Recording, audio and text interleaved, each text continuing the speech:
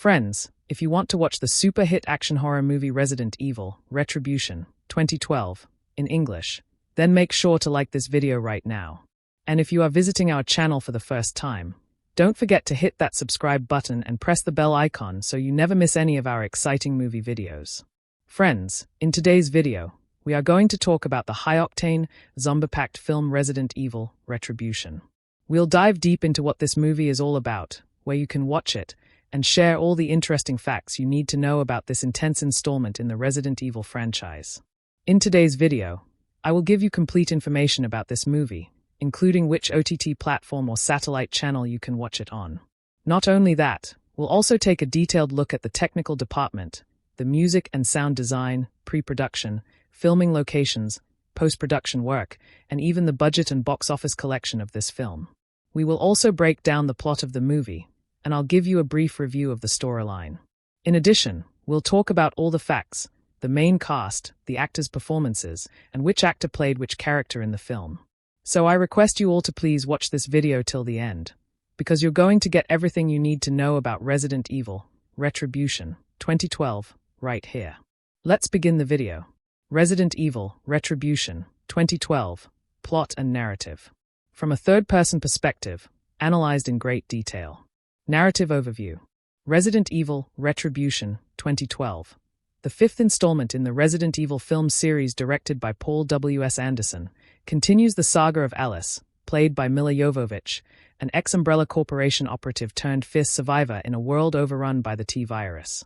The narrative unfolds in a high-stakes, action-heavy format, and while it follows a mostly linear progression, it does incorporate elements of disorientation and memory manipulation to keep the viewer off balance, a reflection of the chaos within the Umbrella Corporation's operations. Opening sequence and inverted reality. The film opens with a reverse slow-motion sequence, one of the most visually striking scenes in the series, depicting an epic battle on an Arctic Umbrella facility. Time is literally reversed, pulling viewers into a disoriented, stylized introduction that quickly transitions back to real time. This unusual opening sets a tone of instability and experimentation with visual narrative. Alice is captured by Umbrella after the events of Resident Evil, Afterlife, and wakes up in a sterile, white cell. Her loss of memory and identity, a recurring theme in the franchise, is reintroduced here, as Umbrella begins psychological warfare through simulated environments meant to test or control her. Simulated environments and narrative structure. Unlike earlier entries in the franchise, Retribution utilizes a level-based structure reminiscent of video games, with Alice forced to fight through various Umbrella-created simulations: Tokyo, suburban America, Moscow, etc.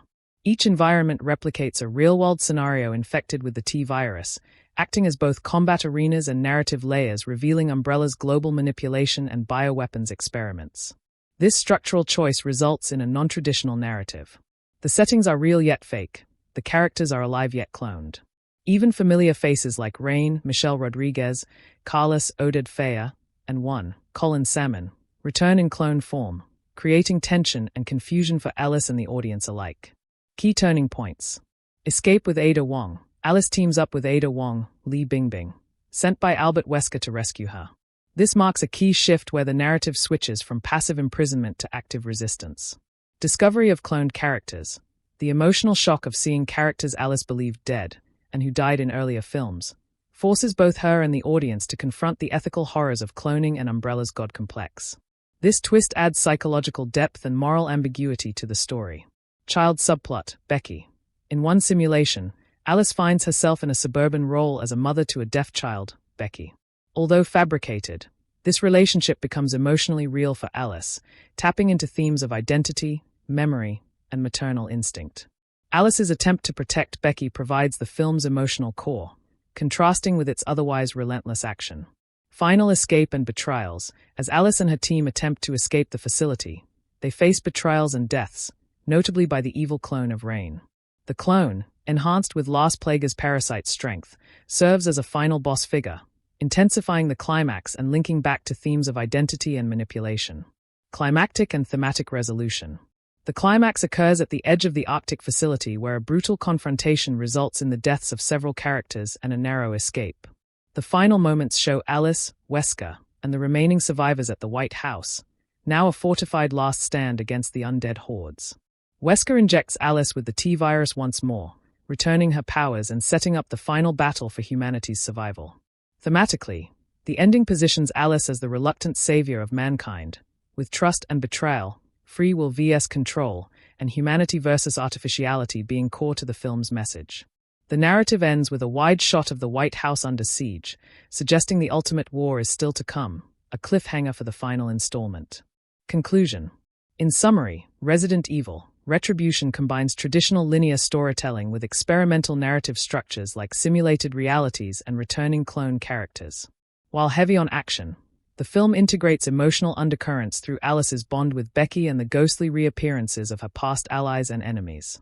The narrative is driven by survival, identity, and resistance against control, and while the plot may at times seem chaotic, it's a purposeful chaos, one that mirrors the world the characters are trapped in. Resident Evil, Retribution, 2012. Plot and narrative analysis, in great detail. 1. Opening scene, reversed chaos and disorientation. The film opens immediately after the events of Resident Evil Afterlife. A reverse slow-motion sequence begins the story, portraying a battle on a freighter ship Arcadia, as Umbrella operatives, led by Jill Valentine, now mind-controlled, attack the survivors. This artistic decision, showing destruction in reverse, creates an early sense of unease and foreshadows the unnatural manipulation of time and reality that will dominate the narrative. As the film returns to real time, viewers witness Alice's capture and presumed imprisonment by Umbrella.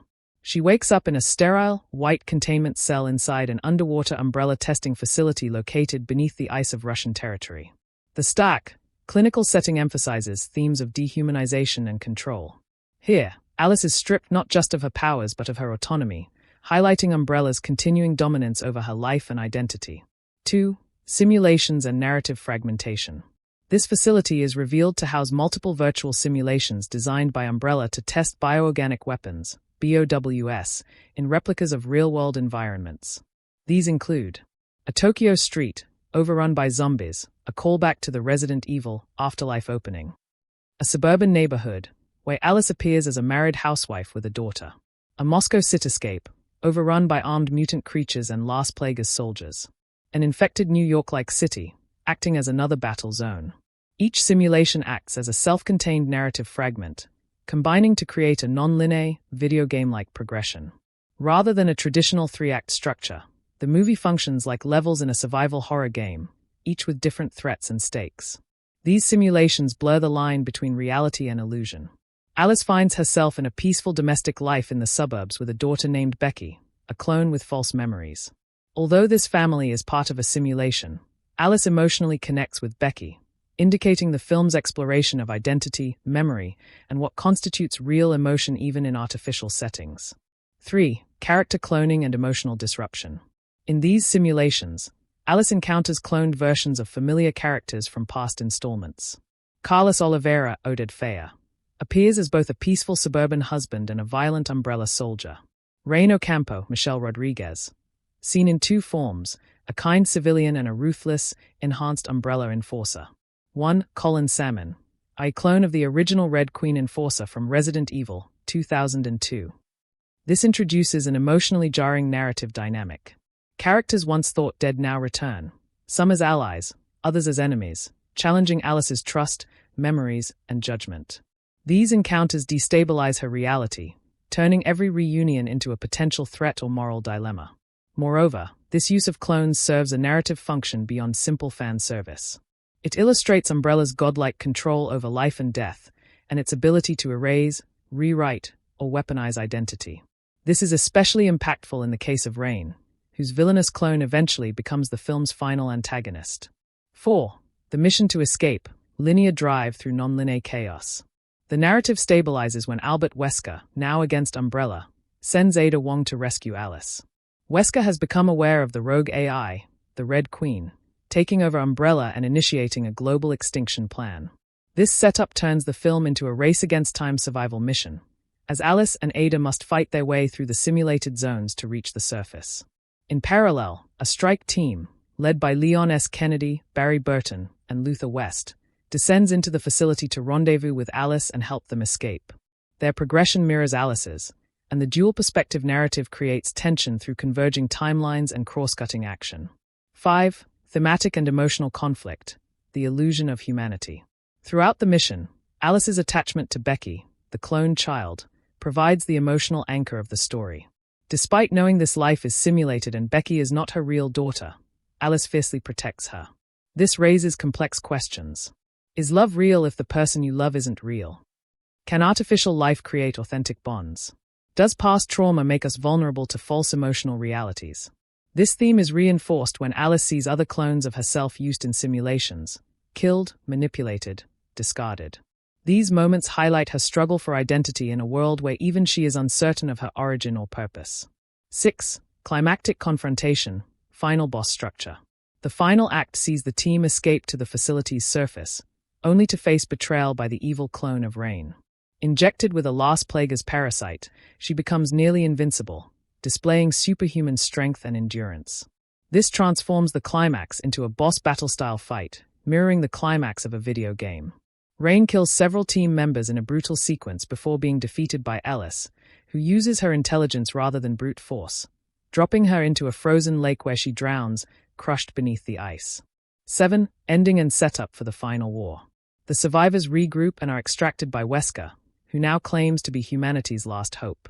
He injects Alice with the T-virus again, restoring her powers in anticipation of a final battle.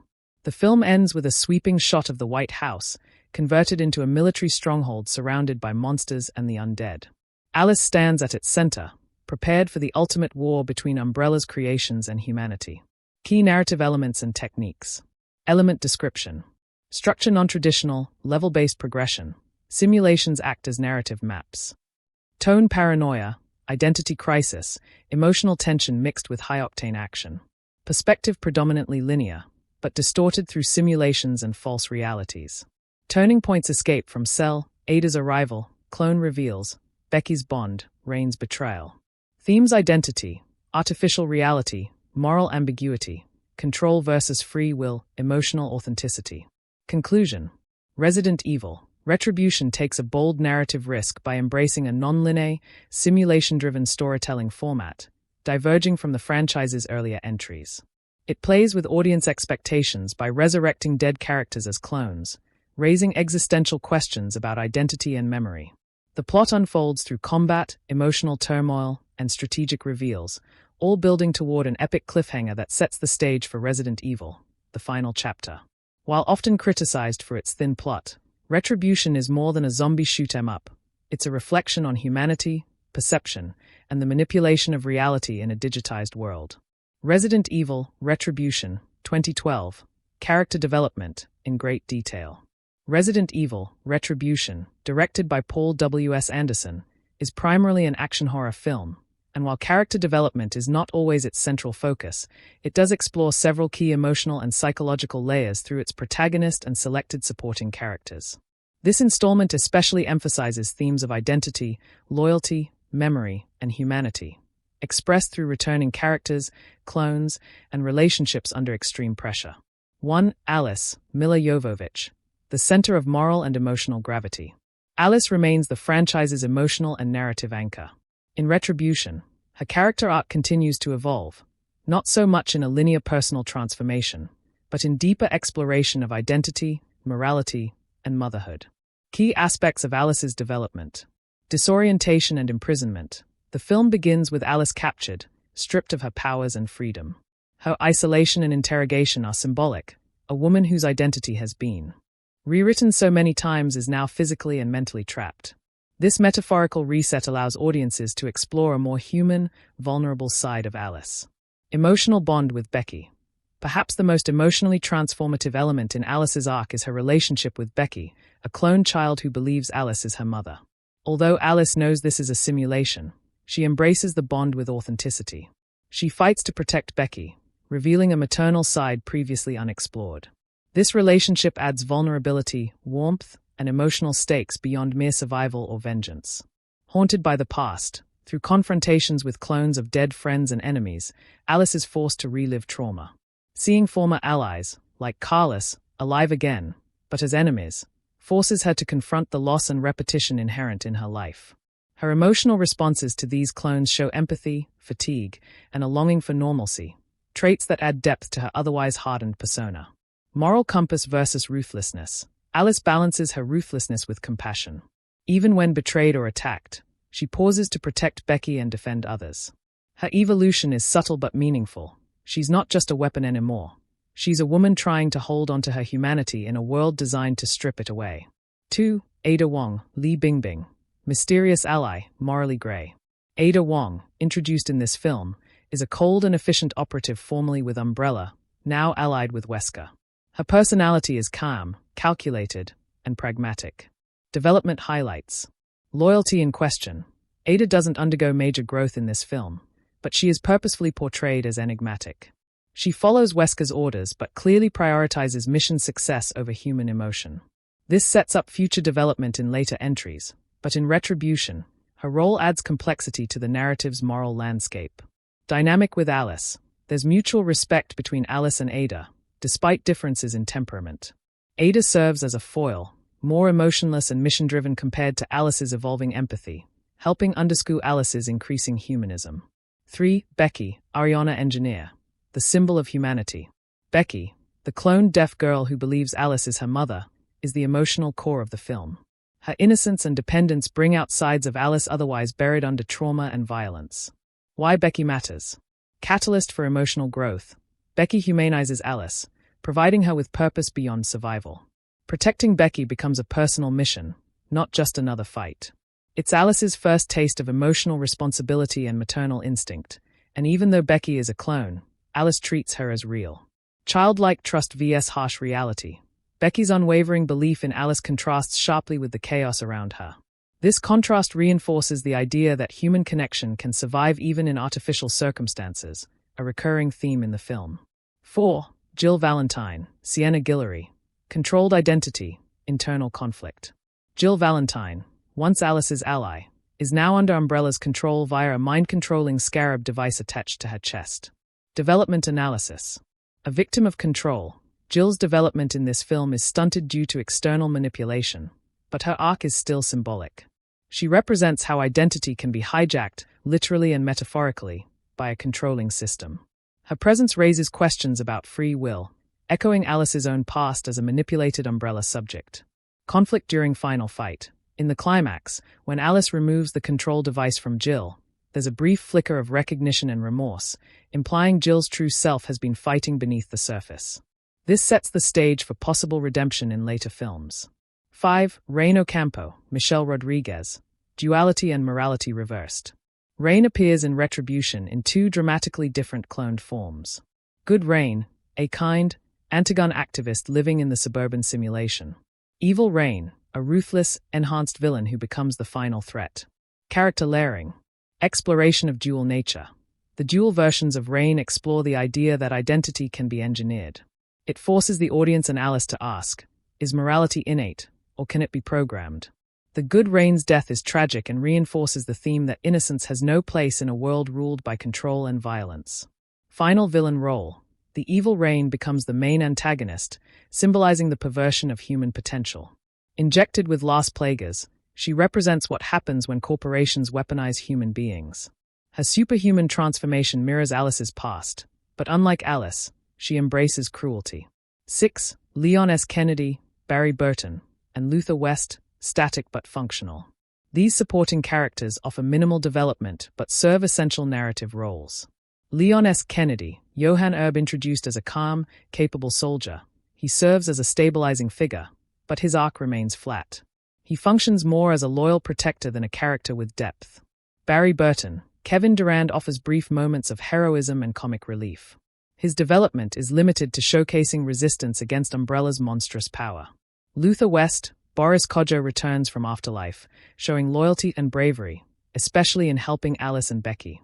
His death adds emotional weight but doesn't offer significant growth. Overall character themes and emotional arcs. Theme manifestation. Identity Alice, Jill, Rain all grapple with who they are, naturally or by design. Control vs. Free will Jill's scarab, the clones, and simulations question autonomy. Human connection Alice's bond with Becky proves emotion can transcend artificial origins. Cloning and morality the dualities of Rain and Carlos question what makes someone good or evil. Empathy in a broken world Alice slowly rediscovers her emotional core through protection, love, and sacrifice. Conclusion. Resident Evil Retribution may not rely on traditional character arcs, but it presents psychological and emotional complexity through the interplay of identity, memory, and manipulation. Alice continues to grow as a layered protagonist, resilient, nurturing, and self-aware. Supporting characters either reflect or contrast her journey, helping build the moral and emotional universe of the film. The film's clone concept allows exploration of dual natures, moral choices, and existential questions, making character development a subtle yet integral part of its narrative architecture. Resident Evil Retribution, 2012. Deep dive into character development. Bullseye introduction to character depth in a franchise built on survival. While the Resident Evil franchise is action-focused and heavily stylized, Retribution takes a unique narrative turn by embedding its characters within simulations, cloned identities, and emotional facades.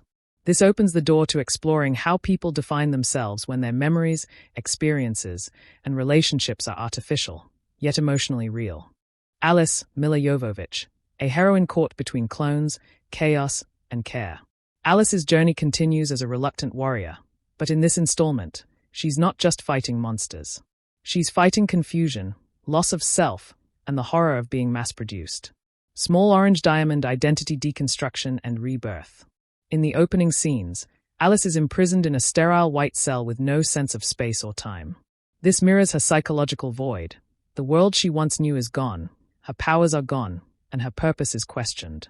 The fact that Alice repeatedly wakes up in new realities, the suburban simulation, the Tokyo outbreak, challenges her trust in her own memories. This reflects trauma-induced disassociation, a theme grounded in psychological realism. Small Orange Diamond surrogate motherhood, a new emotional frontier. Alice's relationship with Becky, the deaf clone child, is a turning point for her arc. Despite knowing that Becky is not biologically hers, and that their bond is a manufactured simulation, Alice chooses to emotionally invest. This decision reflects a major shift in Alice's motivations. From survival to protection, from vengeance to nurturing, adding rich emotional depth to her hardened, often emotionless facade. Alice's defense of Becky against zombies, lickers, and even rain is not strategic, it's purely emotional, signaling that her humanity has not been lost. Small Orange Diamond echoes of the past, clones as psychological triggers. The reappearance of old characters, Carlos, Rain, One, all dead in past films, triggers a complex emotional journey. These aren't friends or foes anymore. They are copies, void of the original's soul but identical in face and behavior. Alice experiences a mix of grief, confusion, and rage. She is constantly reminded that her war is cyclical. Even the people she loses are cloned, replayed, and weaponized. This forms a central theme. Alice is stuck in a machine that recycles pain, forcing her to either give in or fight to redefine what matters. Large Blue Circle Rain Ocampo, Michelle Rodriguez, the face of duality. Rain's character in Retribution is a brilliant contrast of good and evil. She is cloned into two distinct personalities, creating a moral and psychological study within a single actor's performance. Small Orange Diamond Good Rain, innocence in an engineered world. The suburban Rain is peaceful, kind-hearted, and anti-violence. She represents the potential of human kindness, even if artificially constructed. Her death is emotional, not because she's a fully developed character, but because she embodies what the world has lost: compassion, innocence, and the will to not become part of the cycle. Small Orange Diamond Evil Rain, perverted power. In contrast, the second clone is injected with Las Plagas, making her superhuman. Her transformation represents how Umbrella takes potential and corrupts it. Evil Rain's lack of empathy, her dominance, and her final confrontation with Alice represent the fight between humanity and monstrosity, literally using the same face to show both extremes. Small Orange Diamond Symbolism. Rain becomes a mirror to Alice. She shows what Alice could have become if she lost all emotion, embraced violence fully, and surrendered to being a corporate weapon. Jill Valentine, Sienna Guillory, identity hijacked. Jill's arc is critical, even if she has minimal dialogue.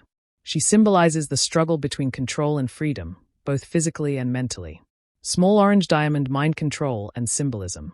Jill is controlled by a scarab-like device on her chest, an external manifestation of Umbrella's ownership of identity. Her blank stare, robotic commands, and betrayal of former friends show how even the strongest characters can be stripped of autonomy under corporate dictatorship.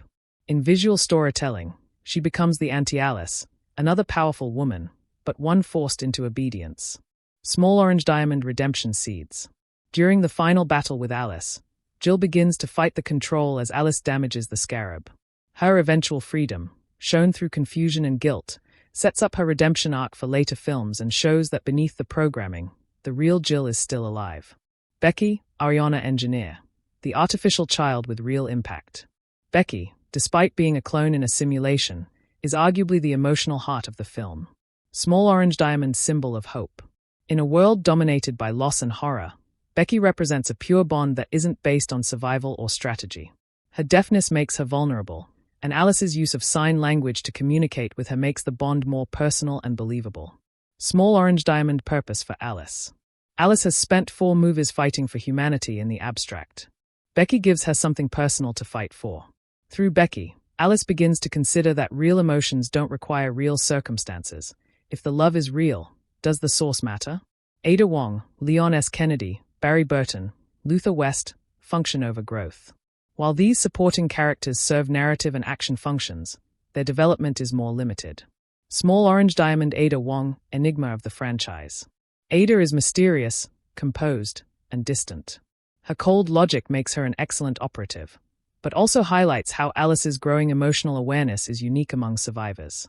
She is effective in combat but avoids personal connections, a warning of what Alice could become if she rejects emotional bonds. Small orange diamond Leon, Barry, Luther, loyalty over layers. Leon is shown as confident, reliable, and composed under pressure. His presence lends authority but little inner conflict. Barry serves as comic relief and fan service for game enthusiasts. He sacrifices himself heroically, reinforcing the franchise's theme of self-sacrifice in the face of overwhelming odds. Luther has the most emotional connection with Alice among them, and his death is a reminder of how loss is constant in Alice's world. Core character themes. Theme how it's explored. Identity and memory Alice's uncertainty about her reality. Cloned friends. Jill's control. Free will vs programming Jill's scarab control. Cloned reigns. Alice's empathy versus Umbrella's design. Emotion in artificial reality Alice's bond with Becky. Reign's kindness despite being a simulation. Trauma and repetition constant recycling of dead characters. Alice forced to relive losses. Redemption and resistance Jill's possible return to her true self. Alice rejecting becoming a monster. White heavy checkmark final conclusion. Character as the heart of a chaotic world.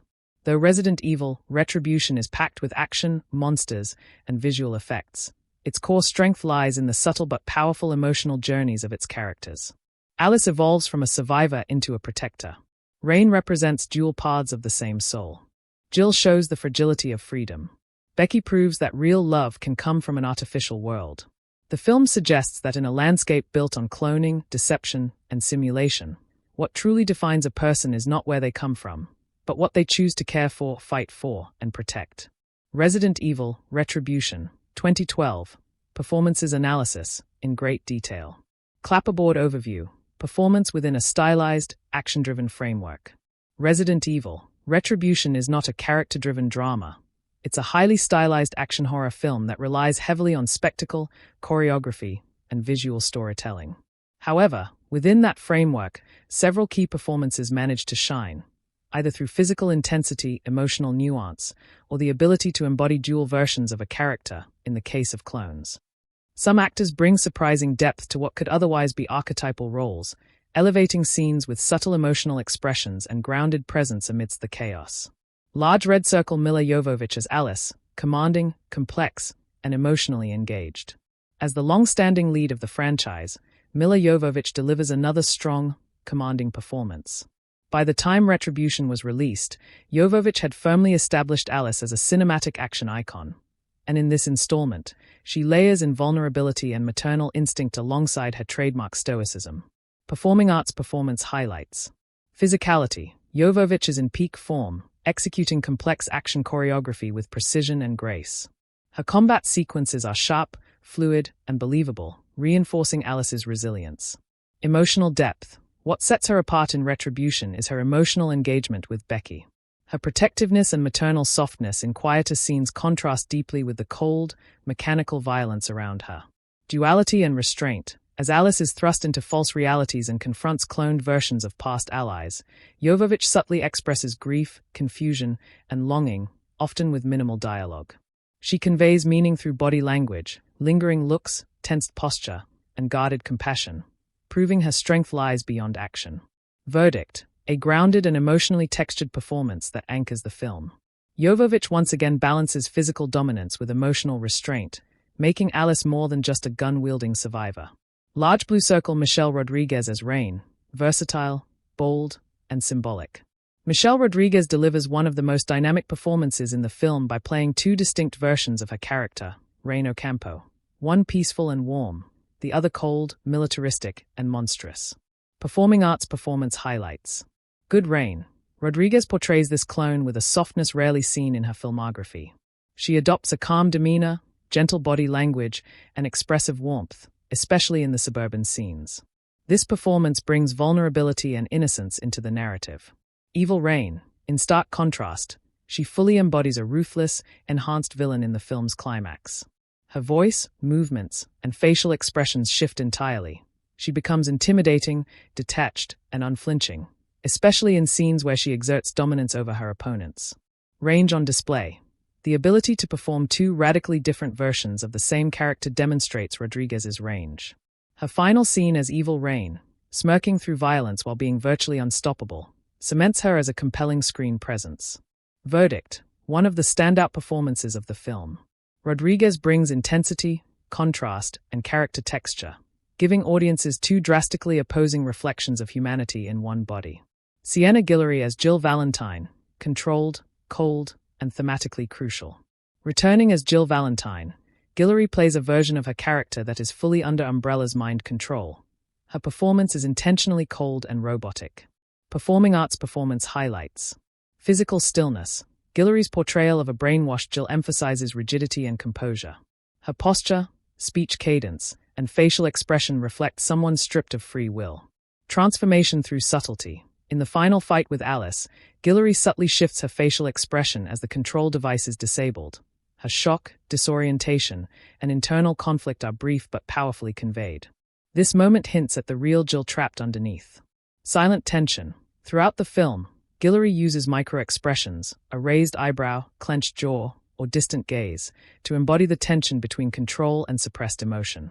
Verdict: a nuanced performance that serves the theme of autonomy versus control. Guillory conveys a restrained internal struggle while functioning as a formidable physical antagonist. Ariana Engineer as Becky, natural, believable, and emotionally grounding. Ariana Engineer, who plays Becky, delivers a surprisingly genuine performance for a young actor, especially given the chaotic environment of the film. Her presence provides an emotional anchor for the audience and for Alice. Performing arts performance highlights. Authenticity. Engineer's interactions with Milla Jovovich feel authentic and unscripted, especially in their sign language exchanges. Her expressions of fear, confusion, and trust are heartfelt. Impactful innocence. In a film filled with monsters and clones, Becky's presence is a reminder of what Alice is fighting for. Engineer's performance is simple but pure, giving emotional stakes to otherwise impersonal scenes. Deaf representation. Her use of sign language is integrated naturally and respectfully into the film. It also builds a believable bond between her and Alice. Verdict: a touching and credible performance that softens the film's harsh edges and humanizes Alice's journey. Li Bingbing as Ada Wong, stylish, mysterious, and physically sharp. Li Bingbing's performance as Ada Wong aligns closely with the character's representation in the video games, mysterious, confident, and emotionally reserved. Performing arts performance highlights. Composed energy. Bingbing brings an elegant coolness to Ada, with minimal facial expressions and highly deliberate movement. She communicates more through gaze and posture than dialogue. Combat precision. Her fight scenes are precise and stylized, helping reinforce Ada's persona as a skilled operative who never loses control. Emotional distance. While she doesn't show much internal development, Bingbing portrays Ada as an enigma, which serves the narrative's tone. Verdict: a faithful adaptation of the video game character, carried by style and physical confidence rather than emotional dynamism. Supporting cast: functional, charismatic, and consistent. Small Orange Diamond Johan Urbanization as Leon S. Kennedy portrays Leon with stoic confidence, mirroring the fan-favorite video game character. Lacks emotional exploration but fulfills his role as a battle-hardened leader. Performance: solid, with presence and action capability, though not particularly layered. Small Orange Diamond Kevin Durand as Barry Burton. Brings charm and comic book bravado, reflecting his game counterpart. Heroic, grounded, and likable, especially in his final stand. Performance, engaging and likable, providing warmth and tension release. Small Orange Diamond Boris Kodjoe as Luther West. The most emotionally connected supporting cast member. His scenes with Alice feel genuine, and his death adds weight to the climax. Performance, subtle and grounded, effective as emotional support for Alice. Medium white star standout performances. Actor reason. Milla Jovovich balances action with emotional complexity, the heart of the film. Michelle Rodriguez excellent range between good and evil reign, scene stealer. Ariana engineer pure emotional authenticity, softens and deepens the narrative. Bullseye conclusion, acting in a visually overwhelming world. Resident Evil, Retribution may prioritize action and spectacle, but the performances, particularly from Jovovich, Rodriguez, and engineer, help ground the story with emotional depth and character authenticity. These actors elevate a chaotic, clone-driven world into one where emotion, identity, and connection still matter. Despite the sci-fi setting and exaggerated circumstances, the central performances succeed in creating a believable emotional core. It is this grounding, more than CGI or fight choreography, that keeps the Resident Evil saga compelling, and Retribution delivers on that promise through its cast. Would you like this turned into a scripted voiceover narration for your YouTube channel? Or should I continue with the next segment, such as visual effects and CGI, direction and cinematography, or audience reception? Resident Evil, Retribution, 2012. Direction analysis, in great detail. Movie camera director, Paul W.S. Anderson, the franchise architect. Paul W.S. Anderson, the creative force behind the Resident Evil film series, returned to the director's chair for Retribution, marking his fourth time directing an installment. Known for his distinctive visual style, video game-inspired aesthetics, and stylized action, Anderson shaped the tone of Retribution into something uniquely hyper-stylized, emotionally sparse, and structurally experimental. Rather than building a traditional survival horror film, Anderson crafts Retribution as a visual experience, driven by symmetry, momentum, and thematic abstraction.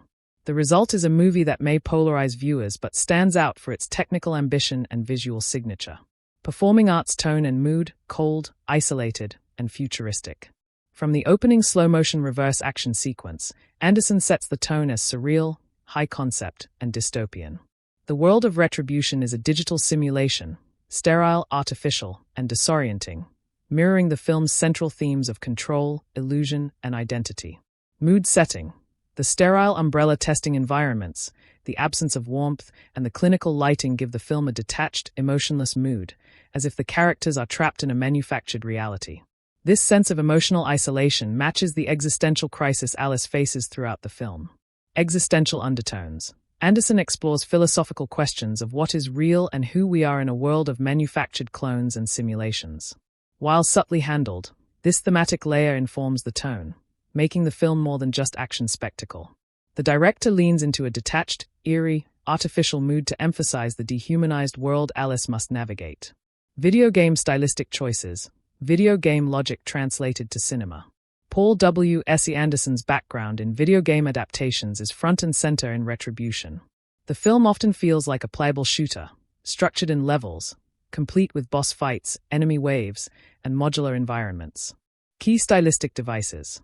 Modular world building. Anderson constructs the film's environment as a series of controlled zones. Tokyo, Moscow, a suburban home, etc. Each is treated like a new level or simulation, echoing video game mission progression. Digital HUDs and surveillance. Repeated use of overhead security feeds and real-time mapping creates a gamified aesthetic. Slow-motion sequences. Stylized slow motion, especially the opening reverse action, adds gravity and spectacle, framing Alice almost as a mythical figure. These stylistic elements emphasize the film's simulation-based setting, pushing the narrative into meta-commentary territory. Clapperboard shot composition, symmetry, isolation, and theatrical blocking. Anderson uses precise, often symmetrical framing to enhance the artificial and controlled feeling of the umbrella simulation. Alice is frequently placed in the center of the frame, creating a visual metaphor for her as a lone figure in a world built to test and control her. Long shots and isolation. Alice walking through vast, empty spaces conveys emotional solitude, a recurring visual motif in Anderson's direction. Framing for action. Fight scenes are shot wide and clean, emphasizing choreography and movement. This is particularly effective in the Tokyo and Moscow scenes, where action plays out with clarity rather than chaotic editing. Anderson's compositions support the themes of control, confinement, and surveillance. Stopwatch pacing, rhythmic, level-based, and momentum-driven. Unlike traditional narrative films that build slowly and escalate, Resident Evil, Retribution moves like a series of connected set pieces with minimal connective tissue. This makes the pacing feel modular, with brief moments of exposition or character emotion between high-octane sequences. Strengths. The action pacing is tight and rhythmic. There's never too long between confrontations, and the film maintains its kinetic energy throughout. Drawbacks. Emotional or thematic development is sometimes rushed or sidelined in favor of forward momentum. For some viewers, this can make the narrative feel hollow or mechanical. The film is paced like an arcade experience, more concerned with intensity than introspection. Counterclockwise arrows narrative vision, simulation as storytelling. One of Anderson's boldest creative choices is to construct the film's world entirely inside a simulation, allowing him to play with illusion, identity, and repetition. This adds a metafictional layer to the film. Clones and multiple realities. By reintroducing past characters in new forms, Anderson questions what identity means. The use of clones allows for thematic exploration of memory versus programming and humanity versus artificiality. Artificial environments. Tokyo, New York, and Moscow aren't real, they're copies. This deconstruction of reality parallels Alice's internal arc, as she questions who she is in a world where nothing is authentic. The simulation setting allows Anderson to manipulate space, resurrect characters, and reframe emotional stakes with inventive freedom. Bullseye director's signature and impact. Paul W.S. Anderson's signature style is unmistakable in Resident Evil, Retribution. While not concerned with deep character arcs or emotional nuance, his world-building, control over visual design, and high-concept action sequencing give the film a unique flavor. The director's insistence on blending techno-dystopian visuals, philosophical undercurrents, and action spectacle gives Retribution a bold cinematic identity, even if it alienates those expecting conventional storytelling. Whether one finds his choices exhilarating or excessive, there's no denying Anderson's strong directorial stamp is all over Retribution. Whiteheaver checkmark conclusion. Direction as design and vision. Resident Evil, Retribution is a film of precision over passion, architecture over emotion. Paul W.S. Anderson constructs a simulated world that mirrors the genre it plays within, a game, a test, a battleground. Through stylized shot composition, a surreal tone, and kinetic pacing, he crafts a film that functions like an interactive experience rather than a linear story.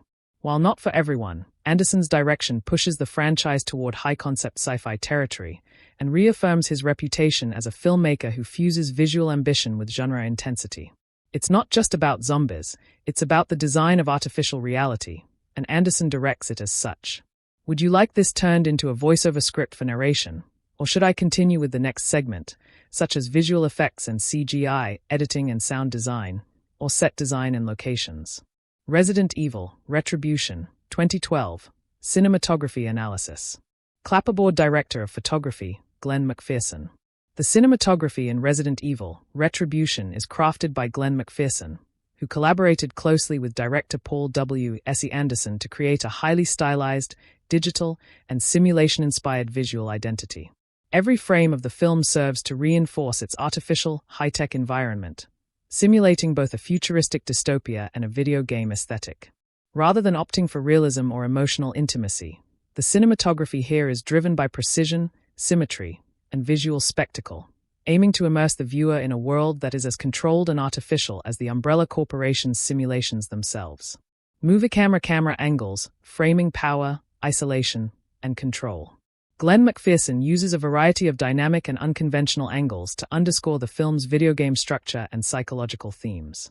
Centered shots. Frequently, the lead character Alice is framed in perfect center with symmetrical backgrounds, reinforcing her role as both subject and object in a world of simulation. Overhead surveillance angles. Multiple scenes use high overhead shots, mimicking security camera feeds or game maps, placing the viewer in the position of a remote observer, detached and controlling. Tracking and long shots. Fluid camera movements, particularly during combat sequences and hallway scenes, follow characters in real time. These mirror side-scrolling or third-person shooter perspectives from gaming. Low-angle hero shots. Alice is often filmed from below during fights or confrontations, heightening her power and iconic presence as a lone warrior figure. These angles are not just stylistic. They reinforce the film's themes of control, surveillance, and artificiality. Electric light bulb lighting, clinical, harsh, and symbolic. The lighting in Retribution plays a major role in establishing the film's sterile, inhuman environments, while also creating contrast between simulation zones. Cold, white fluorescent lighting. The umbrella testing environments are lit with harsh white lights that remove warmth and humanity from the visuals. This serves to emphasize the artificial nature of the simulation, enhancing feelings of isolation and sterility. Dynamic lighting in action scenes. Action sequences use rapid shifts in lighting, such as strobe effects, explosions, and dimming, to heighten intensity and disorientation. The fight in the Tokyo Simulation Zone is a notable example, where neon lights reflect traditional Japanese urban landscapes, yet remain sleek and clinical. Contrast lighting for emotional zones. In the suburban simulation, warmer lighting is used briefly to create a false sense of comfort and reality before it is shattered by zombie chaos. This visual contrast helps viewers understand how illusion is being used as a narrative tool. Lighting choices aren't just aesthetic. They are narrative devices that help distinguish what is real versus simulated. Framed picture hash framing and composition, precision and simulation aesthetic. McPherson's framing consistently supports the idea that the world of Retribution is a controlled, lab-like experiment. Characters are boxed into geometric, often sterile environments that look more like high-tech mazes than natural settings. Symmetrical composition. Many shots, especially wide interior views of Umbrella's facilities, are composed symmetrically to convey a sense of order and confinement. This mirrors the mental and physical prison Alice finds herself in. Negative space. Characters are frequently framed with a large amount of empty space around them, conveying loneliness, vulnerability, and existential disconnection. Glass and reflections. The use of reflective surfaces and glass barriers helps amplify the feeling of duplication, distortion, and surveillance, as if the characters are being constantly watched and assessed. The framing reinforces the idea that Alice's world is artificial, synthetic, and always being monitored. Film hash visually striking moments. Cinematic set pieces.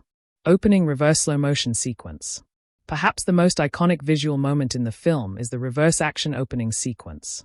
It's slow-motion, stylized, and breathtakingly detailed, featuring debris, water, fire, and bodies suspended mid-motion as the camera tracks backward through chaos. It's a cinematic ballet of destruction, setting the tone for the film's emphasis on visual spectacle. Tokyo Simulation Battle. A sequence filled with neon signs, mirrored floors, and black-clad zombies, lit and staged to resemble a live-action video game. The use of clean angles, symmetry, and digital rain nods directly to cyberpunk influences and The Matrix. Red Queen Hologram Room. With a glowing grid floor and a suspended AI hologram, this scene visually captures the high-tech surveillance state of Umbrella. The camera moves slowly, emphasizing the ominous power of the corporation. Moscow Simulation Car Chase. The kinetic framing of this urban action set piece, filled with crashing vehicles and zombie gunmen, uses fast-tracking shots, wide angles, and bursts of handheld to give the scene a chaotic, immersive vibe. These moments showcase the film's dedication to spectacle-driven visual storytelling, where style elevates even thin narrative beats. Milky Way Atmosphere and Tension, a cold, artificial world. Through its consistent use of monochromatic tones, sterile lighting, and calculated framing, the cinematography helps create a cold, impersonal atmosphere. Unlike earlier entries in the franchise that used more grounded horror elements, Retribution's visuals lean toward dystopian sci-fi, enhancing themes of simulation, cloning, and loss of identity. Claustrophobia in corridors. Tight shots in narrow hallways and labs build a feeling of entrapment. Emptiness in simulated worlds. Wide open spaces with very little environmental noise or crowd density feel unnatural, intentionally making the viewer aware that this world is not real. Whiteheavy checkmark conclusion. Cinematography as simulation lens. The cinematography in Resident Evil, Retribution is not just about beautiful shots or flashy action. It is an intentional extension of the film's central theme, control within an artificial system.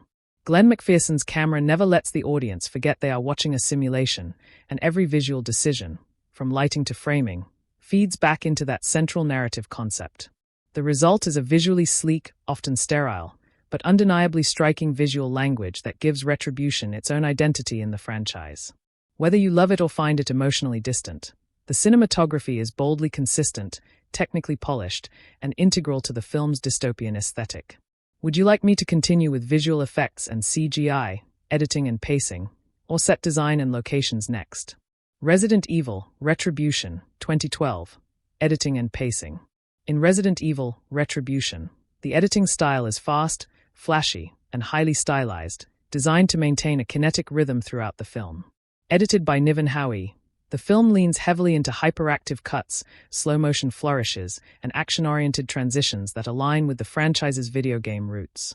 The result is a film that prioritizes momentum and visual spectacle over emotional beats and narrative complexity. Black Scissor's editing style, sharp, stylized, and game-like. The editing in Retribution embraces the video game aesthetic in both form and rhythm. Fight scenes, chase sequences, and simulations are cut with a precision that mimics the feel of progressing through game levels. This is achieved through quick cuts during action scenes to heighten intensity, slow-motion inserts that emphasize key stunts or dramatic moments, graphic match transitions that lead viewers from one simulation environment to another, abrupt scene shifts that mirror game respawns or mission resets. This form of editing contributes to the simulation theme of the movie, reinforcing the idea that the characters are trapped in a digital or artificial reality. Counterclockwise arrows flow and continuity, maintaining visual engagement. The narrative itself is relatively thin, but the editing ensures that visual energy never dissipates for long. The transitions between scenes are smooth but often feel mechanical, as if flipping through levels in a video game. This approach results in tight sequencing in most action-heavy scenes that keep the audience immersed. Minimal downtime between major set pieces. The story jumps quickly from one scenario to the next with brief exposition. However, this tight pacing comes at a cost. Emotional and character-driven moments often feel rushed or underdeveloped. The editing rarely lingers on quieter scenes, moving swiftly past anything not related to physical action. Stopwatch pacing, relentless speed with occasional fatigue. The film's pacing is relentlessly fast, especially in its first and third acts. It opens with a reverse slow-motion sequence, then drops the viewer straight into chaos within minutes. After that, the film maintains a near-constant state of action or tension, only occasionally pausing for minimal character dialogue or plot explanation. Act 1. The pacing here is deliberate yet intense. The slow-motion opening sequence sets a stylish tone, but the film quickly accelerates into the main conflict with little exposition. Viewers are thrown into Umbrella's virtual prison and immediately faced with zombie threats. Act 2. This middle section juggles between exposition and combat across various simulation zones. The pacing slightly slows down here, but the frequent switch between environments keeps energy high. However, this is also where repetitive patterns emerge: attack, regroup, escape, making it feel like a series of combat checkpoints. Act 3. The final act is high-octane and tightly cut, leading to the climax in the Arctic base. The pacing here is sharp and consistent, keeping viewers engaged up to the final standoff. While the pacing is effective for action fans, it can feel exhausting or disorienting to viewers who crave more grounded storytelling or emotional development. Performing arts' emotional and narrative impact, style over substance. Because the editing emphasizes movement and spectacle, the emotional weight of the story is somewhat diluted. Character moments are often truncated or skipped in favor of showcasing choreography, special effects, or environmental design. This results in minimal character growth being explored on screen. Shallow emotional transitions, such as reunions or betrayals, being brushed over quickly. A detached feeling. The viewer is more impressed by the visual experience than emotionally moved by the character's struggles. That said, the film knows its audience. It's designed to thrill rather than touch. Fans of the franchise who appreciate its relentless pacing and combat-forward focus are unlikely to be disappointed. High-voltage signs standout edited sequences. Opening reverse slow-mo sequence. A standout for both editing and cinematography, this segment moves backward through a battle while maintaining perfect clarity and spatial awareness. It sets the tone for the visual approach of the film. Tokyo simulation fight. Fast-paced editing that never loses track of movement despite the chaotic choreography. It balances visual clarity with adrenaline-fueled tension. Moscow car chase.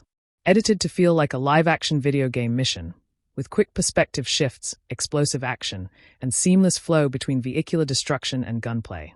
Whiteheavy checkmark conclusion, editing as a game mechanic. In Resident Evil, Retribution, editing is less about emotional rhythm and more about maintaining visual energy, immersion, and spectacle. It plays a key role in crafting the simulation-based narrative style, where transitions mimic game-level changes and pacing mimics mission-based progress. While this editing style may lack the nuance or emotional resonance of a more character-focused film, it excels at what it sets out to do. Keep the viewer constantly moving, watching, reacting, just like a player would in a game. For fans of fast-cut action, sci-fi spectacle, and the Resident Evil aesthetic, the editing is a strong technical asset that amplifies the film's core experience. Would you like me to move on to visual effects and CGI, set design, or sound music next? Resident Evil, Retribution, 2012. Soundtrack and score. The soundtrack and score of Resident Evil, Retribution play a crucial role in establishing the film's tone, enhancing its action-heavy atmosphere, and reinforcing its identity as a stylized, sci-fi horror-action hybrid. Composed by Tamandindi, the duo Thomas Hadju and Andy Milburn, the music builds upon their previous work in Resident Evil, Afterlife by expanding into more aggressive, industrial, and electronic terrain, perfectly complementing the film's virtual world and post-apocalyptic themes. Multiple musical notes, musical identity, industrial meets apocalypse. Tamandindi crafted a score that is a fusion of heavy electronic beats, industrial synth, distorted guitar riffs, and orchestral undercurrents. The music aligns tightly with the aesthetics of the Umbrella Corporation's cold, synthetic environment. It is not meant to evoke subtlety or sentimentality.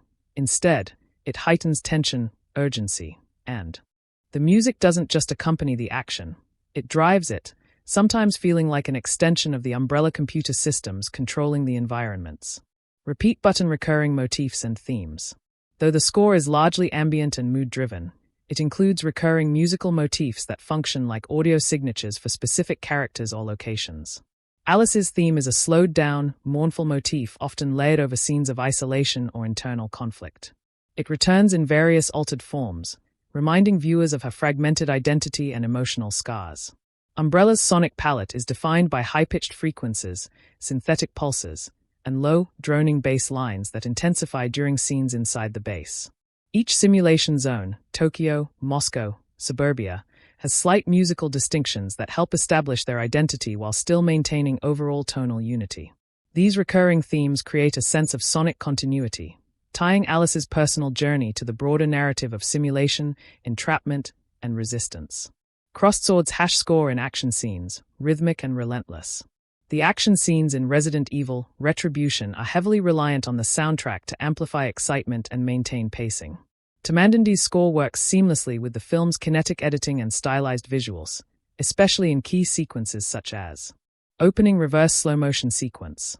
Set to the track beginning of the end, this iconic slow-motion intro is paired with a brooding, symphonic electronic blend that builds suspense and awe as the camera pulls back through the battlefield. Tokyo simulation fight. Here, aggressive electronic percussion underscores Alice's battle with zombies in a simulation of the Shibuya crossing. The music mimics the rhythm of a video game boss level, tense and climactic. Moscow car chase. The music ramps up into heavy industrial territory, with thudding beats and distorted tones driving the sense of speed and destruction. Throughout these scenes, the score never overpowers the visuals but rather moves in sync with choreography and gunfire, reinforcing the idea that Resident Evil, Retribution functions like a live-action game-level progression. #use of silence and minimalism. Despite the film's bombastic action elements, there are moments where Tamandindi strategically uses silence or near silence to emphasize dread or emotional disconnection. Scenes where Alice wanders through empty corridors or confronts clone versions of herself are often accompanied by ambient, low-key sounds, or no score at all. These contrasts are effective in creating unease, highlighting Alice's isolation, breaking the rhythm of the non-stop action. This measured use of musical restraint helps create atmospheric depth, proving that the score isn't only about loud identity and humanity in a manufactured world. One of the film's central themes is the fragmentation and reconstruction of identity. Alice, once a human test subject turned super soldier, continues to grapple with her sense of self in a world where clones, memory implants, and artificial simulations distort reality. The introduction of cloned characters, such as the suburban version of Alice and a domestic version of Rain, challenges the audience to consider what defines a person's essence, memory, behavior, or the sum of their experiences. The idea that multiple versions of the same individual can exist, each believing their reality is authentic, raises existential questions about personhood. This theme resonates especially in the scenes set within the Umbrella simulation facility, where Alice must fight through fabricated versions of real cities and events, reinforcing the idea that identity is easily manipulated in a world dominated by corporate control and technological overreach. 2. Corporate control and the abuse of power. The Umbrella Corporation remains a symbol of unchecked corporate power, with the global catastrophe it unleashed serving as an allegory for the dangers of prioritizing profit and power over human welfare. Umbrella's ability to create, destroy, and manipulate life, whether through the T-virus or through virtual simulations, underscores the dangers of corporate entities playing God. Retribution highlights how systems of power can create artificial realities to exploit and experiment on others, much like a dystopian version of surveillance capitalism or military-industrial complex overreach. The film subtly critiques how advanced technology, when weaponized by authoritarian forces, strips individuals of autonomy, placing them into roles and environments designed to test or control them. 3. The nature of survival and resistance. Another prevalent theme is survival against overwhelming odds, a staple of the franchise, but in Retribution, this concept is extended to question what one sacrifices to survive. Alice's constant battle, physical, mental, and moral, is emblematic of the human struggle against dehumanizing forces. Every character in the film, from resistance fighters like Leon and Ada to reformed foes like Rain, in one iteration, represents different responses to this central challenge. The simulated cityscapes, Tokyo, Moscow, and others, serve as metaphors for humanity's loss of genuine environments and the rise of artificiality in the name of control and efficiency. In these sterile and manufactured battlegrounds, characters must find not only ways to survive but also reasons to continue resisting, suggesting a commentary on the human spirit's resilience even in the most fabricated and oppressive systems. 4. The cost of war and manufactured conflict. Retribution also echoes themes of militarization and the artificial perpetuation of conflict. The Umbrella Corporation's creation of cloned soldiers and simulated war zones can be interpreted as a critique of how governments and corporations sustain wars for power, control, and experimentation. Just as war games and controlled conflict zones dehumanize participants, the film's facility turns battles into sterile simulations where real death is the only genuine consequence. This theme becomes especially poignant in moments when characters come face to face with clones of their loved ones or former allies, people who may not have the memories or emotions of the originals, but still die in real agony. In this, the film poses a chilling question. Is a war any less tragic if it's fought in a lab or simulator? Effectiveness and execution of themes. While Resident Evil Retribution does explore these deeper ideas, it often sacrifices thematic development in favor of action and visual spectacle. The narrative structure, framed around escape and combat, doesn't always allow these themes to breathe.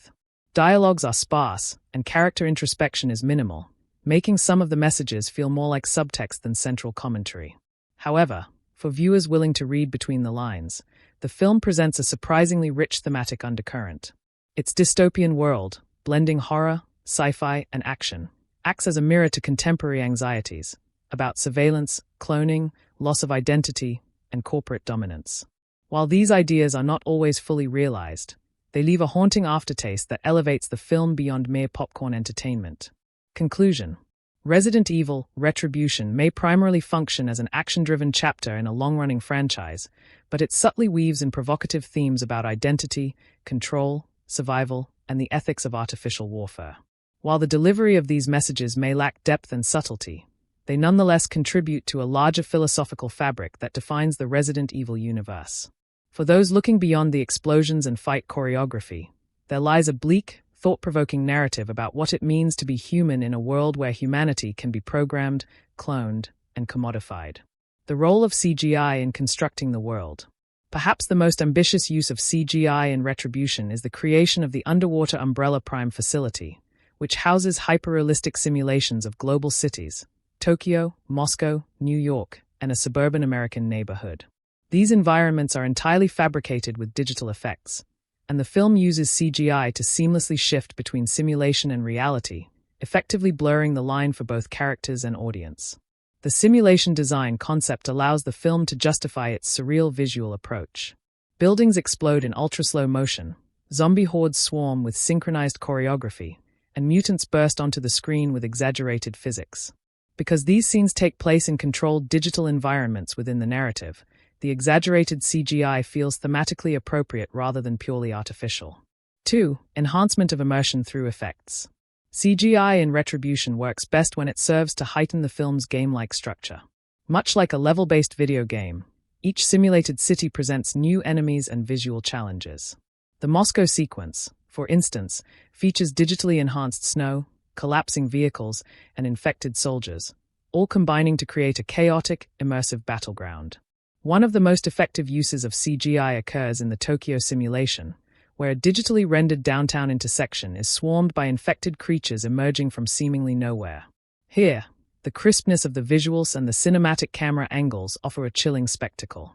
The slow-motion effects, particularly the rain of broken glass or the ballet-like dodging of bullets, may feel hyper-stylized, but they deepen the audience's immersion in this synthetic world where physical laws are meant to be bent. 3. The creatures, digital vs practical. A hallmark of the Resident Evil franchise is its grotesque array of bioengineered monsters, and Retribution continues this trend with creatures like the Last Plague's undead, the Lickers, and the Axeman clones. These monsters are brought to life through a mix of digital animation and practical prosthetics, but in this entry, CGI clearly takes precedence. The giant Licker is a fully digital creation, rendered with detail and fluid movement, though occasionally its presence veers into the uncanny. While visually impressive, some critics noted that its interaction with the environment often lacked weight and realism, especially when compared to earlier entries where practical effects lent more tactile menace. For example, in Resident Evil Apocalypse 2004, the Nemesis creature, largely practical, felt more grounded and terrifying than its digital successors. However, the Axemen, seen in the Moscow sequence, offer a more successful blend. Their towering presence, practical costumes, and real weapon props, enhanced with digital impact effects, create a more believable hybrid execution. Their movements carry actual mass, and their interactions with the environment feel authentic, thanks in part to practical stunts enhanced by CGI, rather than fully replaced by it. 4. Stylization versus realism. The overall visual strategy of Resident Evil, Retribution leans deliberately towards stylization rather than grounded realism. The use of slow-motion, heavy digital grading, and green screen environments gives the film a surreal, polished look, more akin to a graphic novel or video game cutscene than a traditional horror action film. This is consistent with Paul W.S. Anderson's approach, where cinematic spectacle trumps photorealism. While this stylization can sometimes distance the viewer emotionally, it supports the franchise's unique identity. For audiences invested in the Resident Evil world, these effects are not distractions but part of the expected visual language, over-the-top, operatic, and unapologetically digital. 5. Weaknesses and limitations. Despite its ambition, not all CGI moments in the film land successfully. Some explosions, creature interactions, and environmental destruction suffer from over-rendering and lack of texture, which can briefly pull viewers out of the experience. The reliance on green screen occasionally produces flat compositing, especially during character close-ups in fully digital environments. Furthermore, because the action is so heavily choreographed and digitally enhanced, some fight scenes lack the visceral impact of earlier films. The visual clarity and smoothness, while impressive, often reduce tension, as the sense of danger becomes muted under a layer of artificiality. Conclusion. In Resident Evil, Retribution, visual effects and CGI are essential tools that both define and elevate the film's synthetic, simulation-driven world. While not always striving for realism, the film effectively uses digital visuals to craft a stylized, immersive experience tailored to fans of the franchise's video game roots. Though some elements feel overly polished or detached from physical reality, the creative ambition and high production value of the effects team cannot be denied. Ultimately, the film's visual design aligns with its themes: identity distortion, artificiality, and technological domination, making CGI not just a technique, but a thematic vehicle. In that sense, even when the digital effects feel artificial, they are often meant to, reinforcing the narrative's central concept, a world where nothing is real and everything is manipulated. The Umbrella Prime Facility, a narrative engine for set design. At the core of the film's production design lies the underwater Umbrella Prime facility, an expansive, high-tech base built beneath the Arctic ice. This location serves as the film's master setting, essentially a stage upon which various simulation environments are constructed. The design of this facility is stark and utilitarian, featuring steel corridors, bright white lights, transparent panels, and giant sliding doors, evoking a cold, sterile, and oppressive atmosphere. From a world-building perspective, this facility is a clever narrative device. It not only justifies the film's episodic structure, where Alice must fight her way through simulations of different cities, but also acts as a physical manifestation of Umbrella's power and its godlike ability to control reality. The stark minimalism of the control rooms and observation decks conveys a sense of corporate detachment and dehumanization, aligning perfectly with the themes of surveillance and manipulation. 2. Simulated global environments, a showcase of versatile set pieces. The simulated environments inside the Umbrella facility include Tokyo, Moscow, New York City, and a middle American suburb, each meticulously recreated to resemble their real-world counterparts while carrying an uncanny, dreamlike quality. These locations are not merely digital backdrops. They are carefully designed physical sets, enhanced with CGI, that allow for full-scale action choreography and environmental destruction. Tokyo simulation. Set during a recreated T-virus outbreak, this location features neon-lit signs, sterile urban architecture, and slick, rain-soaked streets. The tight alleyways and glass-heavy storefronts create dynamic framing for combat sequences and emphasize the city's claustrophobic atmosphere. The contrast between the clinical setting and the chaos of the infected swarm deepens the horror. Moscow simulation, with its icy roads, crumbling buildings, and abandoned vehicles, this segment of the film evokes the imagery of a war-torn city under siege. The snow-covered terrain and darkened alleys contribute to the sense of urgency and survival. The design here combines real set pieces, cars, storefronts, debris, with CGI-enhanced destruction, resulting in a gritty, cinematic backdrop for one of the film's most intense action sequences. Suburban simulation, perhaps the most psychologically jarring environment. The peaceful American neighborhood is designed with eerily perfect houses, white picket fences, and cheerful interiors, evoking a false sense of safety. This set, intentionally bland and over-sanitized, underscores the theme of artificial identity. When chaos breaks out and zombies attack, the suburban ideal collapses into a blood-soaked nightmare, reinforcing the film's commentary on illusion and reality. New York simulation. Though less central, this section includes sleek skyscrapers and wide city streets that feel vaguely empty and haunting, reinforcing the film's dystopian tone. The architecture is used strategically for aerial shots, giving the illusion of a grander scale than the physical sets may actually provide. 3. Thematic integration of design. What makes the set design in Retribution especially effective is its thematic cohesion. Every location, though visually distinct, serves a narrative purpose and ties back to the film's central motifs: simulation, loss of reality, and corporate manipulation. The repetition of environments, along with the presence of cloned characters and replicated events, creates a cyclical, almost nightmarish sense of déjà vu. This disorientation is a deliberate product of the production design, where environments are real enough to convince the characters, but subtly off enough to alert the audience. The modular feel of the environments, transitioning from one simulated city to the next through sterile corridors or freight elevators, emphasizes the idea that nothing in this world is genuine. This architecture of deception reflects Umbrella's control over reality and aligns perfectly with the psychological torment Alice endures. 4. Props, costumes, and spatial consistency. The props and weaponry used in these environments are consistent with the series' militarized aesthetic. From Umbrella-branded assault rifles and tactical gear to sci-fi gadgets like holographic displays and biometric locks, the props help ground the futuristic settings in a cohesive visual style. The costumes worn by Alice, Ada Wong, and other Resistance fighters also reflect their narrative roles: sleek, combat-ready, and slightly exaggerated for stylistic effect. In terms of spatial continuity, the set transitions are handled smoothly. Though each environment is a simulation, the film avoids jarring shifts by integrating transitional sequences like base alarms, environmental deactivations, and visual cues that inform the audience of each shift in locale. This preserves immersion despite the segmented narrative. 5. Limitations and artificiality. While the film's set design is ambitious and visually dynamic, it is not without its limitations. Some sequences, particularly those relying heavily on green screen, can feel visually hollow or artificial, especially when characters interact with environments that lack texture or depth. Additionally, because the locations are simulations by design, they sometimes lack the organic unpredictability of real-world settings, which can reduce tension and emotional impact. Nonetheless, the intentional artificiality of these locations often enhances the narrative rather than detracts from it.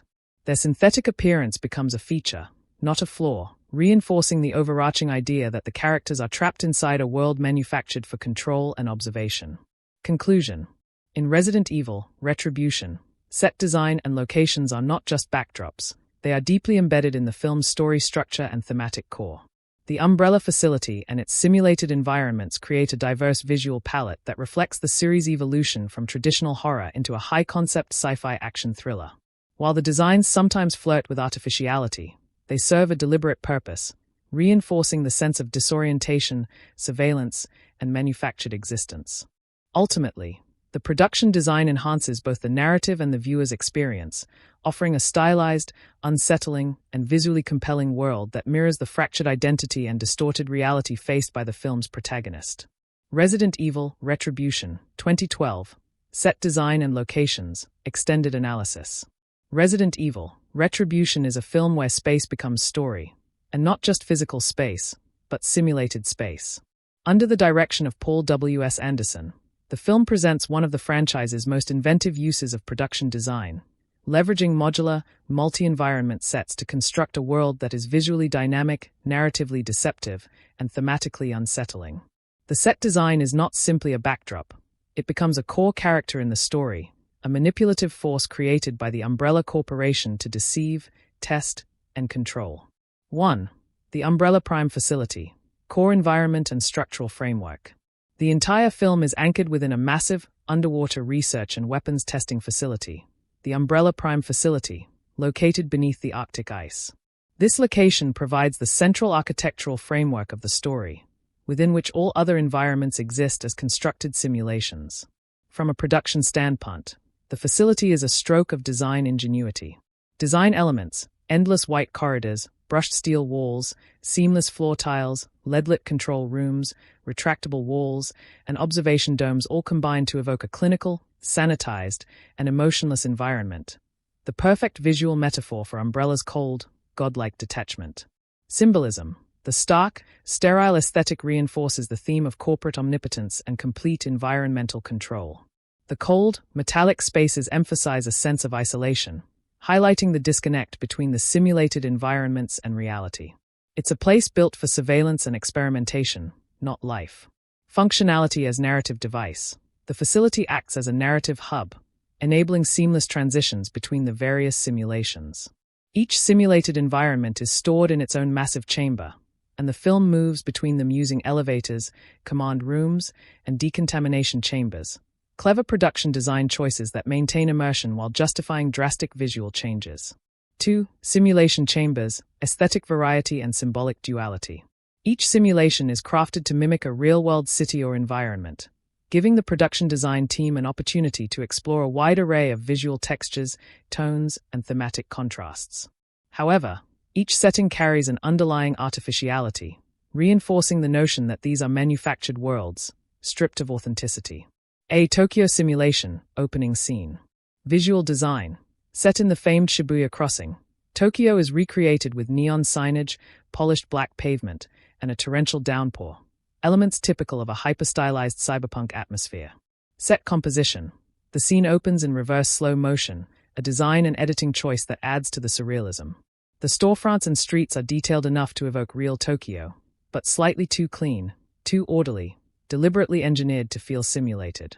Thematic function.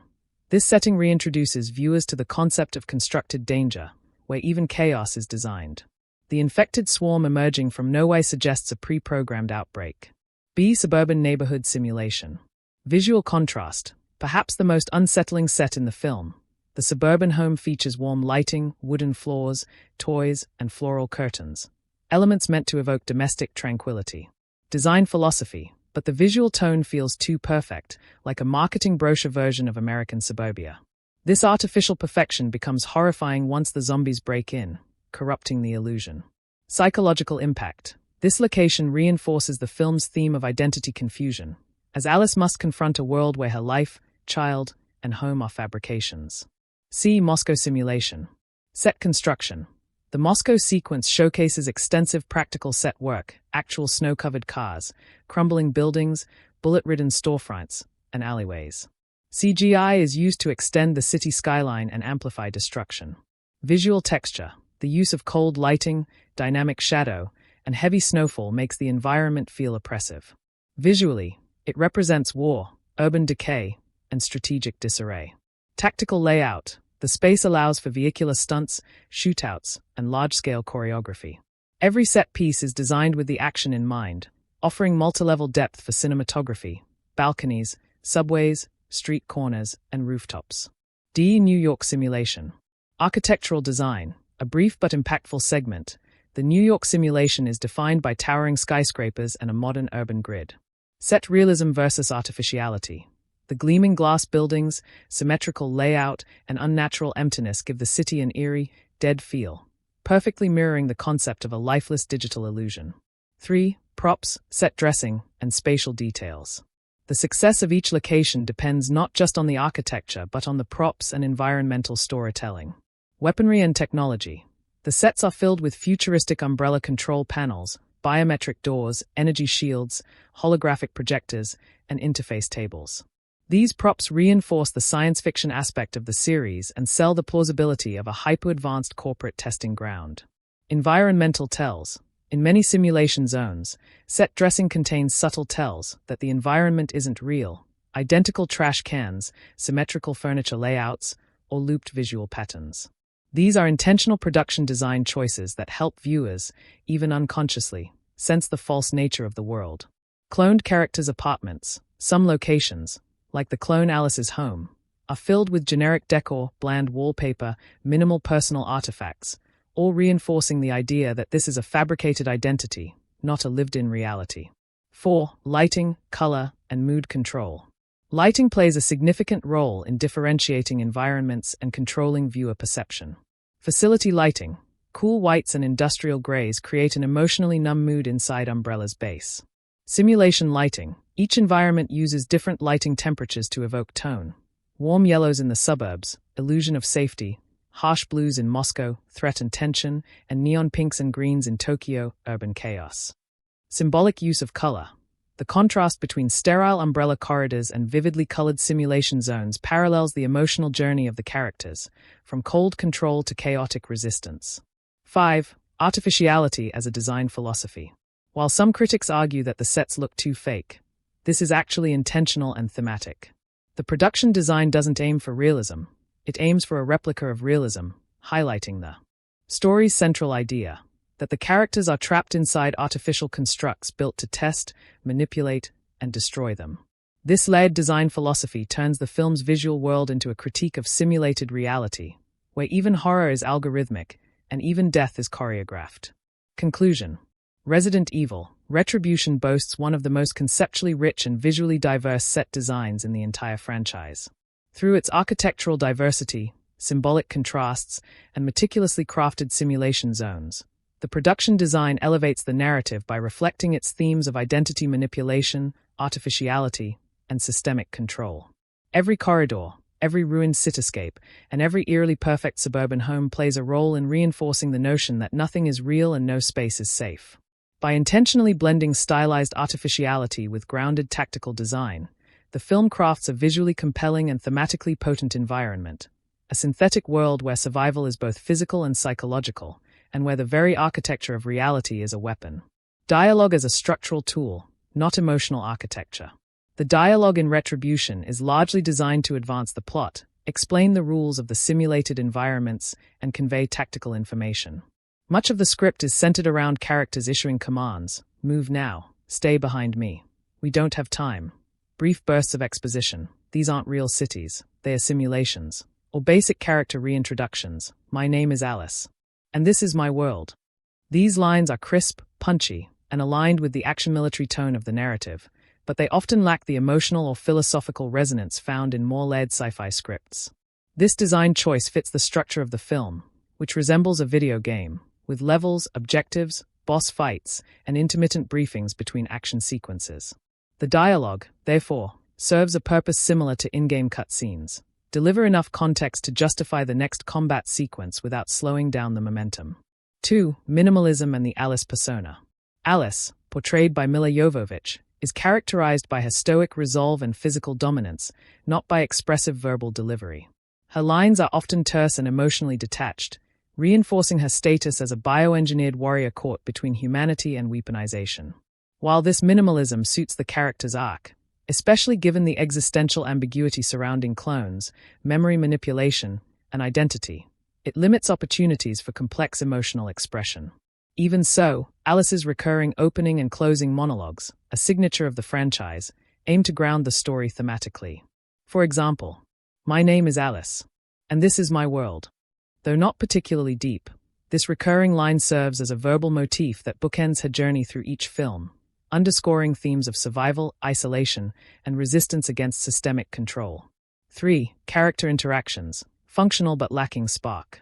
The interactions between supporting characters, including Leon S. Kennedy, Johan Erb, Ada Wong, Li Bingbing, Luther West, Boris Kodjoe, and Jill Valentine, Sienna Guillory, are similarly restrained. Dialogue is often limited to short, tactical exchanges, such as, "Leon, we're here to get you out. Stick close." Ada, "Umbrella has more control than you realize." Jill, "Terminate her."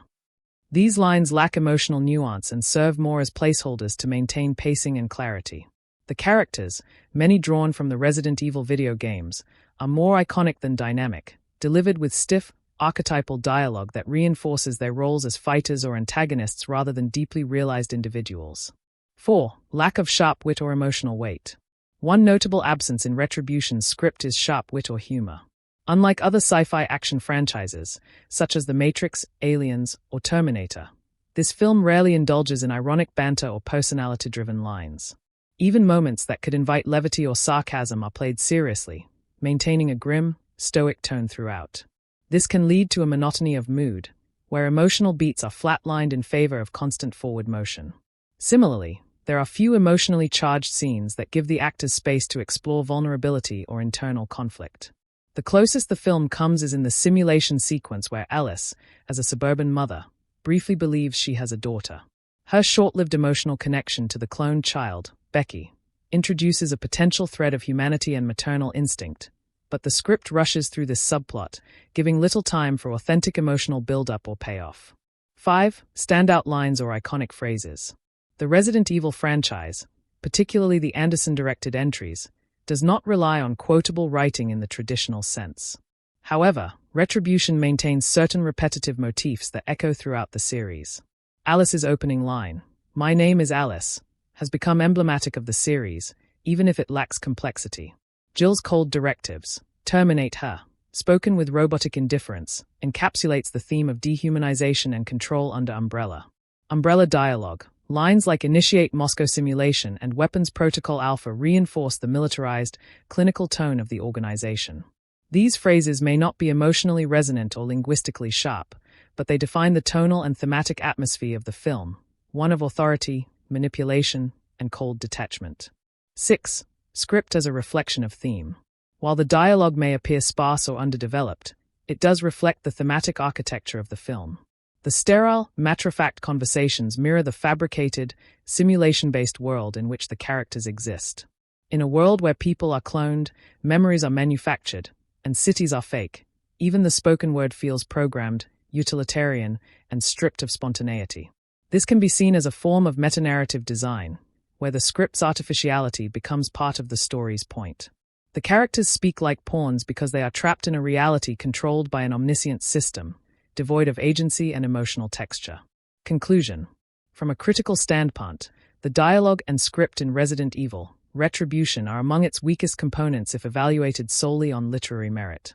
The writing is lean, literal, and heavily expository, with little room for subtext, wit, or character development. There are no standout speeches or emotionally wrenching monologues, and even the most iconic lines rely on repetition rather than originality.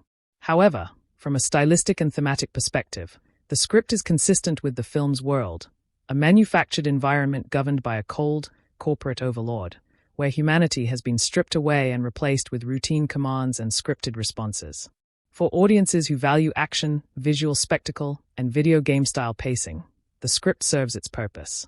But for those seeking dialogue-driven depth, Retribution offers only fragments of what could have been a richer emotional or philosophical experience. Adherence to action horror and sci-fi genre conventions. At its core, Resident Evil, Retribution is firmly rooted in the action horror tradition. It features all the expected tropes: post-apocalyptic landscapes, deadly viral outbreaks, mutated monsters, claustrophobic corridors, and a lone protagonist fighting to survive against overwhelming odds. The inclusion. The film within sci-fi thriller territory, drawing from themes of corporate dystopia, artificial intelligence, and identity manipulation. From the action horror standpoint, the film checks all the genre boxes. Survivalist protagonist, Alice, Milla Jovovich, is a quintessential genre heroine, physically capable, emotionally restrained, and driven by a need to uncover truth and seek justice. Her character reflects the archetype of the isolated fighter, found in films like Aliens, Ripley, or The Terminator, Sarah Connor. Monsters and gore, zombies, last plaguers-infected soldiers, giant lickers, and reprogrammed super soldiers contribute to the creature feature element, satisfying genre expectations with gruesome visuals and violent confrontations. Militarized settings and gear, tactical teams, high-tech weapons, and Umbrella's sterile command centers reinforce the militarized aesthetic common in both sci-fi action and zombie thrillers. Pacing. The film maintains a relentless pace, mirroring the structure of a first-person shooter video game with levels: Tokyo, suburbia, Moscow, New York, and mini-boss fights, giving the audience the feeling of progressing through escalating threats. 2. Subversion and reinvention. Use of simulated worlds. Where Retribution begins to subvert and reshape genre boundaries is in its narrative framework. Rather than a linear survival story, the film introduces a simulation-based narrative set inside the Umbrella Prime facility, a massive underwater base capable of recreating major world cities to test bioweapons in controlled environments. This conceit allows the film to toy with fragmented reality. By setting the story in a facility where environments and people can be artificially generated, the film explores the blurring line between authentic and simulated horror, turning familiar urban locations into uncanny battlegrounds. Clone duplicates. Characters like Rain, Michelle Rodriguez, Carlos, Oded Feya, and Becky, Ariana Engineer, reappear in alternate versions